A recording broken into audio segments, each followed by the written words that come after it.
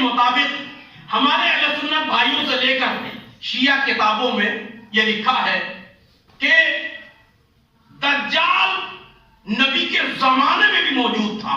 मानी उनका नाम है गालिबन, कि अगर नाम मुझे सही से याद आ रहा हो, उन्होंने बाकायदा दज्जाल को देखा था, उससे मुशाहिदा की, उससे मुलाकात की और फिर वाकया नबी के सामने बयान किया।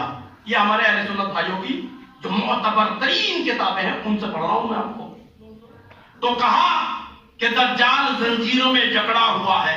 तो उसने कई अलामतें पूछी कि ये बताओ फला जगह का जो आप शाम में है और लुबनान के बीच में, वहां की जो नदी है उसका पानी सूखा या जारी है? का आधा कम हो गया है। का छूट मुझे तब मिलेगी जब वो पूरा पानी खत्म हो जाएगा, वगैरह वगैरह। इसी तरीके से कहा क्या कि ये बताओ मक्के में और मदीने में कोई नया नबी आया जिसके चारों तरफ गरीब हो? यार दज्जाल था लेकिन फिर भी इतना अक्लमंद था। सच्चा नबी के साथ गरीब ज्यादा देते हैं। जुमलों को बदल कर कह दूं, जैसे आज जो मोमिन और सच्चे मौलाना है ना, गरीब ज्यादा इज्जत करते हैं। और दुख की बात यह है कि जो मालदार होते मौलाना उसकी इज्जत ज्यादा करते हैं।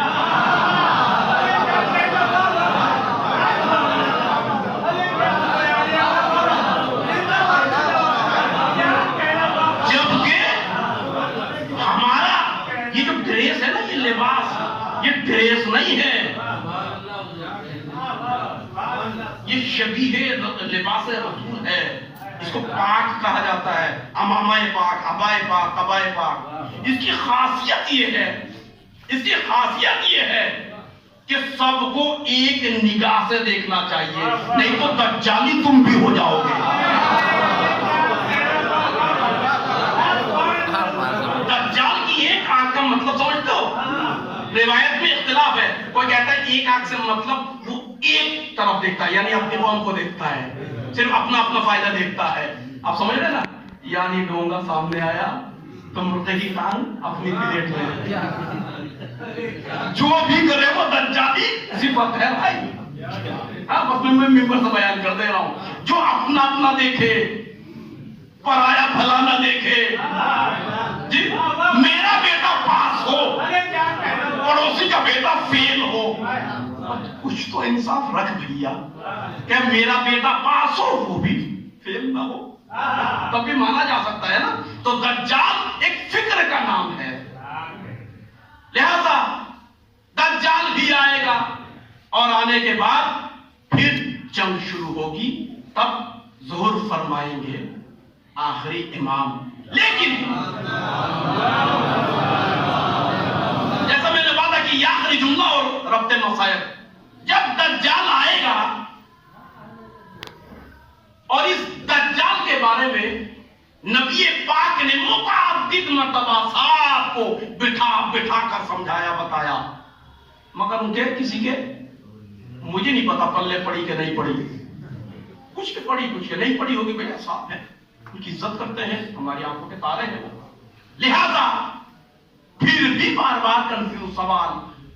तो एक मर्तबा जब वो सफर से आए, कब मेरे साथ 30 आदमी थे प्लेन हमारा, उस जमाने में जहाज था, जहाज है और गुम हो गए, ये हो गए, वो हो गए, और एक जजीरे में पहुंचे। बहुत लॉन्ग वाक़या है, मैं मुख्तसर इशारा कर रहा हूं, जाके रिसर्च कर लेना, देख लेना। तो उसके बाद कब मैं दज्जाल को देख कर आया हूं, इतनी मोटी मोटी बीड़ियों से जकड़ा हुआ है और तिल मिला रहा है, बस एक मरतबा छूट मिल जाए मुझे, खून का प्यासा हूं, फला हूं, धमाका हूं। तो कहा, वो अलामतें पूछने लगा कि नबी वो मक्के से आए कि नहीं आए, मदीने में हिजरत की कि? कहा हाँ हिजरत की है। कहा कि बहुत अच्छा, आप नजदीक आ रहा है। 8 उसने या 6 सवालात किए, सुन लीजिएगा, देख लीजिएगा, उलमा से पढ़ लीजिएगा किताबों में।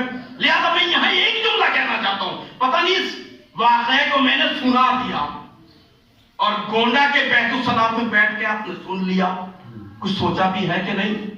और जिन्होंने सोचा उनकी सोच पे लाखों सलाम। क्या उसने पूछा, तुम कब से हो? कहा मैं कई हजार नबियों के जमाने से हूं।